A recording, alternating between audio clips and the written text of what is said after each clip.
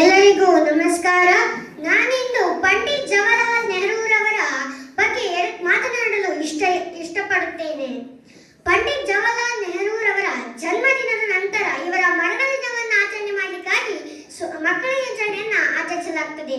ಇವರು ಸ್ವತಂತ್ರ ಭಾರತದ ಮೊಟ್ಟ ಮೊದಲ ಪ್ರಧಾನ ಮಂತ್ರಿ. ಮಕ್ಕಳು ಇವರನ್ನ ಪ್ರೀತಿಯಿಂದ ಚಾಚಾ ನೆಹರು ಅಂತ ಕರೀತಾ ಇದ್ದು, ಇವರ ಹೃದಯದಲ್ಲಿ ಮಕ್ಕಳ ಬಗ್ಗೆ ಅಪಾರ ಪ್ರೀತಿ ಇತ್ತು.